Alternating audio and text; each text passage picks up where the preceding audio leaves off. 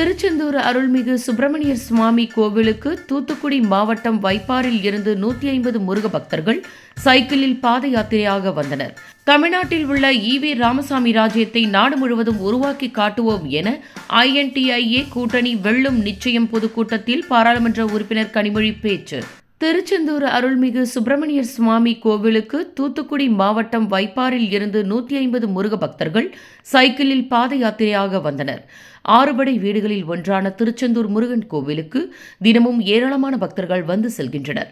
இது தவிர தைப்பொங்கல், தைப்பூசம், மாசி திருவிழா போன்ற நாட்களில் பக்தர்கள் பாத யாத்திரையாக சிறுவர்கள் முதல் பெரியவர்கள் வரை மாலை அணிந்து 30 நாட்கள் விரதம் இருந்து அலகு குத்தியும் காவடி சுமந்தும் பக்தி கோஷங்கள் முழங்க பாத யாத்திரையாக சென்று கடலில் குளித்து முருகனை தரிசிப்பது வழக்கம்.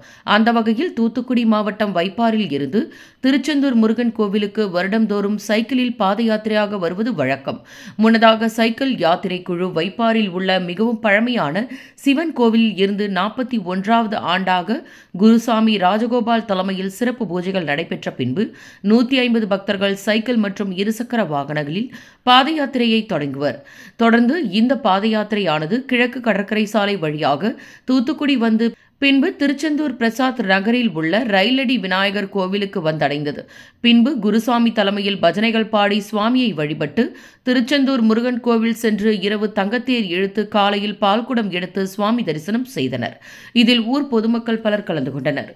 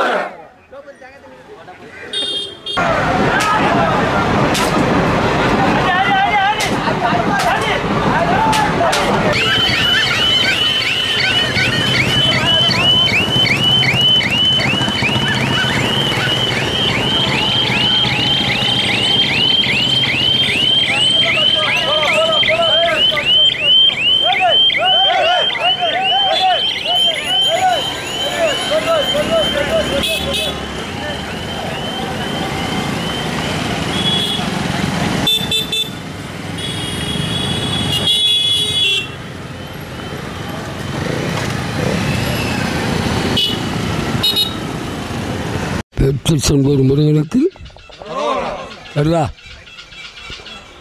மதிப்புக்கு மரியாதைக்குரிய 41வது ஆண்டு பாத யாத்திரையுடைய சைக்கிள் யாத்திரையுடைய குழு வைப்பார் பேரும் புகழோடும் நல்ல ஒரு எண்ணத்தோடும் வெற்றிவேல் வீரவேல் என்று எங்களுடைய பாத யாத்திரை 41 ஆண்டுகள் எங்களுடைய பாத யாத்திரை தொடங்கி இந்த முருகனுக்கு பணிவடை செய்கின்றோம். இது மட்டுமில்லை, யாத்திரையினுடைய அமைப்பு வைப்பார் எந்த வகையில் கொண்டாலும் ஒழுக்கத்தோடும் பெருமையோடும் நல்ல ஒரு வீரபாண்டியனுடைய கட்டபொம்மனுடைய புகழை எப்போதும் அவருக்கு புகழை காட்டுற அளவுக்கு நாங்கள் இந்த யாத்திரை செய்கின்றோம். இந்த யாத்திரையுடைய அமைப்பு 41 ஆண்டுகள் கிடைச்சிருக்கோம்னா இந்த மூலப்பொருள் குருநாதராக இருந்து எல்லா மக்களுக்கும் எல்லா நிலைக்கும், அது மட்டுமில்லை அந்த யாத்திரையில் யார் வந்தாலும் அவர்களுக்கு நல்ல ஒரு வெற்றி வாய்ப்போடு செய்ய வேணும் என்று நல்ல நம்பிக்கை வைப்பார் மக்கள். வைப்பார் யாருக்கு வந்து கேட்டாலும் முருகபக்தர்னு சொன்னால் எல்லாரும் நல்ல மாதிரி செய்யக்கூடிய அமைப்பு. தூத்துக்குடி மாவட்டம் லாத்தியோளம் தாலுகா வைப்பாறு கிராமம். நாங்கள் ஒரு 40 ஆண்டு காலமாக வரோம். இது 41வது வருஷம். நான் ஒரு 5 வருஷமாக வரேன். இது ஒரு எப்படி சொல்லுது, இந்த பயணம் ஒரு நல்லா போய்கிட்டு இருக்கு. வருஷம் நாங்கள் எப்படி வந்துக்கிட்டு இருப்போம். நல்லா அன்னதானம் எல்லாம் சீரும் சிறப்பும் எல்லாம் நல்லா ஸ்பான்சர் எல்லாம் நல்லா பண்ணுறாங்க. காலையில் அங்கேருந்து கிளம்புனது அதிகாலை ஒரு 5 மணி கிளம்பினோம். 5 மணி கிளம்பி தூத்துக்குடியில் ஒரு அன்னதானம் எல்லாம் பெற்றுட்டு இப்போ ஈவினிங் சாயந்தர நேரத்துக்கு இங்கே வந்திருக்கோம். ஆமாம், கிளம்பும் போது எங்கள் ஊர் விசாலிச்சி அம்மன் கோவில் சுற்றி சிறப்பு பூஜையெல்லாம் பண்ணி முடிச்சுட்டு நாங்கள் அப்படியே ஆட்டோமேட்டிக்காக நாங்கள் கிளம்பி வந்துக்கிட்டு இருக்கோம். வழிநாடுக அது அன்னதானம் சொல்ல வேண்டாம், எல்லாரும் வாரி வழங்கி அன்னதானம் தந்துக்கிட்டு இருக்காங்க. டீ காஃபின்னு நல்லா தந்துக்கிட்டு இருக்காங்க. முக்கியமாக சொல்லப்போனால் எங்கள் ஊர் ராஜகோபால சாமிக்கு தான் வாழ்த்துக்கள் சொல்லணும். அவர் தான் சைக்கிளில் நல்லா பசங்களை பூரா ஒன்றிணைச்சு கொண்டு வந்துக்கிட்டு இருக்காங்க. சாயந்தரம் போன உடனே போய் தங்கத்தேர் எழுப்போம். காலையில் பால் குடம் தமிழ்நாட்டில் உள்ள ஈவி ராமசாமி ராஜ்யத்தை நாடு முழுவதும் உருவாக்கி காட்டுவோம் என INTIA கூட்டணி வெல்லும் நிச்சயம் பொதுக்கூட்டத்தில் பாராளுமன்ற உறுப்பினர் கனிமொழி பேச்சு. தூத்துக்குடி மாவட்டம் திருச்செந்தூர் அருகே உள்ள உடன்குடியில் INTIA கூட்டணி வெல்லும் நிச்சயம் பொதுக்கூட்டம் நடைபெற்றது. இந்த கூட்டத்திற்கு தமிழக மீன்வளம், மீனவர் நலன் மற்றும் கால்நடை பராமரிப்புத்துறை அமைச்சர் அனிதா ராதாகிருஷ்ணன் தலைமை தாங்கினார். இக்கூட்டத்தில் திராவிட முன்னேற்றக் கழக துணை பொதுச் செயலாளர், பாராளுமன்ற உறுப்பினர் கனிமொழி, மாநில சிறுபான்மையின ஆணைய தலைவர் பீட்டர் அல்போன்ஸ், விசிகாவின் மாநில துணை பொதுச் செயலாளரும் சட்டமன்ற உறுப்பினருமான ஷனாவஸ், திராவிட முன்னேற்றக் கழக சட்டமன்ற உறுப்பினர்கள் மார்க்கண்டேயன், சண்முகையா, காங்கிரஸ் சட்டமன்ற உறுப்பினர் ஊர்வசி அமிர்தராஜ் உட்பட கூட்டணி கட்சி நிர்வாகிகள் பலர் கலந்து கொண்டனர். இக்கூட்டத்தில் அமைச்சர் அனிதா ராதாகிருஷ்ணன் பேசுகையில், அந்த அம்மா நிர்மலா சீதாராமன் வந்துச்சு, பாப்பாத்தி வந்துச்சு, என்ன சொல்லிச்சு தெரியுமா? நான் கொடுக்க மாட்டேன், நான் தமிழ்நாட்டுக்கு கொடுக்க மாட்டேன், நாங்க கொடுக்கிற நிதியை நீ வச்சுக்கிட்டு நீ பேசுற பேச்சாது அது ஒரு தமிழ்ச்சியா இருந்துட்டு இல்லையா? தமிழ்ச்சியா இருந்துட்டு இங்க இருக்கின்ற மழை வெள்ளத்தால என்ன பாதிப்பு தெரியுமா? அங்க இருக்கின்ற விவசாயிகள் என்ன பாதிப்பு தெரியுமா? இந்த மத்தியிலே இருக்கக்கூடிய ஆட்சி என்ன செய்து கொண்டிருக்கிறது என்பதை நாம் புரிந்து கொள்ள வேண்டும். ஒன்றியத்தில் இருக்கக்கூடிய பிஜேபி தொடர்ந்து மக்களை பிரித்தார்கள். அவங்க சொல்றாங்களே, இந்துக்களை, இந்து மதத்தை பாதுகாத்துக் கொண்டிருக்கக்கூடியவர்கள் நாங்கள் தான் என்று. இங்க இருக்கக்கூடிய மக்கள் ஒன்றை புரிந்து கொள்ள வேண்டும். அவர்கள் இந்துக்களை பாதுகாக்கவில்லை, இந்துக்களை தனக்கான அரசியல் கேவலமாக அவர்கள் பயன்படுத்திக் கொண்டிருக்கிறார்கள். தூத்துக்குடி தருவை மைதானத்தில் காவலர் பதவிகளுக்கான உடல் தகுதி தேர்வு மாவட்ட காவல் கண்காணிப்பாளர் பாலாஜி சரவணன் தலைமையில் நடைபெற்றது. தமிழ்நாடு சீருடை பணியாளர்கள் தேர்வாணையம் நடத்திய 2023ஆம் ஆண்டிற்கான காவல்துறை, சிறைத்துறை மற்றும் தீயணைப்புத்துறை 2ஆம் நிலை காவலர் பதவிகளுக்கான எழுத்துத் தேர்வு கடந்த 10/12/2023 அன்று நடைபெற்றது. இதில் தேர்ச்சி பெற்று தகுதியான விண்ணப்பதாரர்கள் மொத்தம் 929 பேருக்கு உடல் தகுதி தேர்வு 6ஆம் தேதி முதல் வரும் 10ஆம் தேதி வரை நடைபெறவுள்ளது. இந்த தேர்வு இன்று ஈரோடு சிறப்பு அதிரடிப்படை காவல்துறை தலைவர் முருகன் மற்றும் தூத்துக்குடி மாவட்ட காவல் கண்காணிப்பாளர் பாலாஜி சரவணன் ஆகியோர் தலைமையில் தூத்துக்குடி தருவை மைதானத்தில் நடைபெற்று வருகிறது. அதன்படி 6ஆம் தேதி 470 விண்ணப்பதாரர்களுக்கும் 7ஆம் தேதி 459 விண்ணப்பதாரர்களுக்கும் உடற்தகுதி தேர்வு நடைபெற உள்ளது. இதில் தேர்ச்சி பெறும் விண்ணப்பதாரர்கள் அடுத்த 3 நாட்களில் நடைபெறும் உடற்திறனாய்வு தேர்வில் கலந்து கொள்ள உள்ளனர். இந்த உடற்தகுதி தேர்வு தூத்துக்குடி தலைமையிடத்து காவல்துறை கூடுதல் கண்காணிப்பாளர் கார்த்திகேயன் மேற்பார்வையில் 5 காவல்துறை கண்காணிப்பாளர்கள், 15 காவல் ஆய்வாளர்கள், உதவி ஆய்வாளர்கள் உட்பட காவலர்கள் மற்றும் காவல் அமைச்சு பணியாளர்கள் என மொத்தம் 250 பேர் இந்த உடற்தகுதி தேர்வு பணியில் ஈடுபட்டு வருகின்றனர். தூத்துக்குடியில் திராவிட முன்னேற்றக் கழகத்தின் நாடாளுமன்ற தேர்தலுக்கான பாராளுமன்ற உறுப்பினர் கனிமொழி தலைமையிலான தேர்தல் அறிக்கை தயாரிக்கும் குழுவினர் பல்வேறு தரப்பினரிடம் கருத்துக்களை கேட்டனர். உரிமைகளை மீட்க ஸ்டாலினின் குரல் நாடாளுமன்றத்தில் ஒலித்திட வேண்டிய தமிழ்நாட்டின் கருத்துக்கள் என்ற தலைப்பில் திராவிட முன்னேற்றக் கழகம் சார்பில் நாடாளுமன்ற தேர்தலுக்கான தேர்தல் அறிக்கை தயாரிக்கும் குழு அமைக்கப்பட்டுள்ளது. திமுக துணை பொதுச் செயலாளர், பாராளுமன்ற உறுப்பினருமான கனிமொழி தலைமையில் அமைக்கப்பட்டுள்ள தேர்தல் அறிக்கை தயாரிக்கும் குழுவில் முன்னாள் பாராளுமன்ற உறுப்பினர் இளங்கோவன், தகவல் தொழில்நுட்பத்துறை அமைச்சர் பழனிவேல் தியாகராஜன், சென்னை மாநகராட்சி மேயர் பிரியா உள்ளிட்டோர் இடம் பிடித்த இந்த தேர்தல் அறிக்கை தயாரிக்கும் குழுவினர் தூத்துக்குடியில் தனியார் திருமண மண்டபத்தில் தூத்துக்குடி, விருதுநகர், ராமநாதபுரம் உள்ளிட்ட மாவட்டங்களை சேர்ந்த நாடாளுமன்ற தொகுதியின் வளர்ச்சியில் அக்கறை கொண்ட பல்வேறு தரப்பட்ட தொழில் முனைவோர்கள், வர்த்தகர்கள், வியாபாரிகள், விவசாயிகள், மருத்துவர்கள், மீனவர்கள், மாணவர் சங்கங்கள், தொழில்நுட்ப பிரதிநிதிகள், தொழிலாளர் நல பிரதிநிதிகள், சமூக ஆர்வலர்கள், பொதுமக்கள் உள்ளிட்ட பல்வேறு தரப்பினரிடம் கருத்துக்களை நேரடியாக கேட்டு மனுக்களை பெற்றனர். மேலும் முதலில் விருதுநகர் மாவட்டம், அதைத் தொடர்ந்து தூத்துக்குடி மாவட்டமும், 3வதாக ராமநாதபுரம் மாவட்டமும் சேர்ந்தவர்களிடம் கருத்துக்கள் கேட்கப்பட்டது.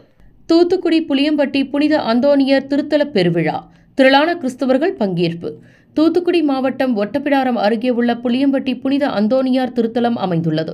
இந்த திருத்தலம் தென்னகத்து புதுவை என அனைத்து மக்களாலும் போற்றப்படும் புண்ணிய பூமியான புளியம்பட்டி புனித அந்தோனியர் திருத்தல ஆண்டு திருவிழா கடந்த 25ஆம் தேதி கொடியேற்றத்துடன் தொடங்கியது. இந்த திருவிழா தொடர்ந்து 13 நாட்கள் நடைபெறுகிறது. இந்த திருவிழாவை முன்னிட்டு காலை மற்றும் மாலையில் திருப்பலி நடைபெற்றது. கத்தோலிக்க கிறிஸ்துவ திருத்தலம் என்றாலும் அனைத்து சமுதாயத்தினரும் வந்து வழிபடும் தலமாக உள்ளது. இந்த திருவிழாவின் முக்கிய நிகழ்வான இன்று காலை திருத்தல பெருவிழா திருப்பலி பாளையங்கோட்டை மறைமாவட்ட முன்னாள் ஆயர் ஜூடு பால்ராஜ் தலைமையில் ஆண்டு பெருவிழா ஆடம்பர கூட்டு திருப்பலி நடைபெற்றது. மேலும் திருவிழா திருப்பலிக்கு தூத்துக்குடி, நெல்லை, தென்காசி, கன்னியாகுமரி, விருதுநகர், மதுரை மற்றும் பல மாவட்டங்களில் இருந்து ஆயிரக்கணக்கான கிறிஸ்தவர்கள் கலந்து கொண்டனர். முன்னதாக திருவிழாவை முன்னிட்டு காலை புனித அந்தோனியர் திருவுருவம் தாங்கிய சப்ர பவனி நடைபெற்றது. அப்பொழுது பக்தர்கள் நேர்த்திக்கடனாக உப்பியை தூவியும் இறைமக்கள் தனது நேர்த்திக்கடனை செலுத்தினார்கள். அப்பொழுது பலர் குழந்தைகளை விற்று வாங்கினார்கள். ஆலய விழாவில் 100க்கும் மேற்பட்ட பங்குத்தந்தைகள் கலந்து கொண்டனர். இவ்விழாவிற்கான ஏற்பாடுகளை ஆலய பங்குத்தந்தை மோட்சராஜன், உதவி பங்குத்தந்தை சத்யாகு, சகாயதாசன், ஆன்மீக தந்தை பீட்டர் பிச்சைக்கண் மற்றும் அருள் சகோதரிகள் ஆலய இறைமக்கள் சிறப்பாக ஏற்பாடு செய்திருந்தனர். மீண்டும் தான் தூத்துக்குடி நாடாளுமன்ற தொகுதியில் போட்டியிடுவது தொடர்பாக முதல்வரை தவிர வேறு யாராலும் சொல்ல முடியாது என்று பாராளுமன்ற உறுப்பினர் கனிமொழி பேட்டியளித்துள்ளார். வருகின்ற நாடாளுமன்றத்தில் திமுக தேர்தல் அறிக்கை அமைப்பதற்காக குழு அமைக்கப்பட்டுள்ளது. உரிமைகளை மீட்க ஸ்டாலினின் குரல் பாராளுமன்றத்தில் ஒலித்திட வேண்டிய தமிழ்நாட்டின் கருத்துக்கள் என்ற தலைப்பில் தேர்தல் அறிக்கை குழு தலைவர் கனிமொழி கருணாநிதி உள்ளிட்ட 11 பேர் உள்ளனர். இன்று தூத்துக்குடி மாவட்டத்தில் தொழிலதிபர்கள், உப்பள அதிபர்கள் மற்றும் தொழிலதிபர்கள், மீனவர்கள் என அனைத்து தரப்பு மக்களிடமும் கருத்துக்களை கோரிக்கை மனுவாக பெற்று வருகின்றனர்.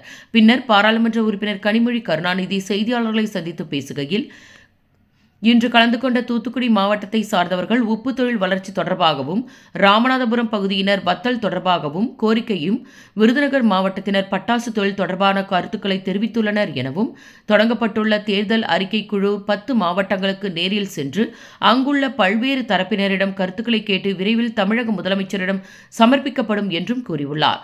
தூத்துக்குடியில் நடைபெற்ற தேர்தல் அறிக்கை குழுவிற்கு நல்ல வரவேற்பு கிடைத்துள்ளது எனவும் கூறியுள்ளார்.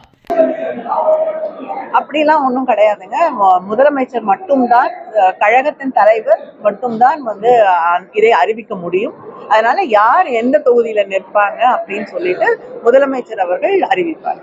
தூத்துக்குடி காவல் தெய்வமான மேலூர் பத்ரகாளி அம்மன் ஆலய மாத திருவிழாவை முன்னிட்டு பால்குட ஊர்வலம், பொங்கல் வைத்து பெண்கள் வழிபாடு. தூத்துக்குடியில் அமைந்துள்ள மேலூர் பத்ரகாளி அம்மன் ஆலயம் தூத்துக்குடி மாநகர மக்களின் காவல் தெய்வமாக கொண்டாடப்படுகின்றது. இந்த ஆலயத்தில் நடைபெறும் திருவிழாக்களில் சிறப்பு வாய்ந்தது தை மாத திருவிழாவாகும். தை மாத கடைசி செவ்வாய்க்கிழமை ஆலயத்தில் திருவிழா வெகு சிறப்பாக கொண்டாடப்படும். தை மாத கடைசி செவ்வாய்க்கிழமை திருவிழாவை முன்னிட்டு 6ஆம் தேதி அதிகாலை முதலே ஆலயம் முன்பு நூற்றுக்கணக்கான பெண்கள் பொங்கல் வைத்து வழிபாடு நடத்தினர். இதனைத் தொடர்ந்து விரதம் இருந்த பக்தர்கள் ரத வீதிகளின் வழியாக பால்குடத்தை ஊர்வலமாக எடுத்து வந்தனர். பின்னர் பால்குட ஊர்வலம் ஆலயத்தை வந்தடைந்தது. அம்மனுக்கு சிறப்பு யாகசாலைகள், பூஜைகள் நடைபெற்ற பின்பு பாலாபிஷேகம் நடைபெற்றது. இதில் ஏராளமான பக்தர்கள் கலந்து கொண்டு காவல் தெய்வமான பத்ரகாளி அம்மனை வழிபட்டு சென்றனர்.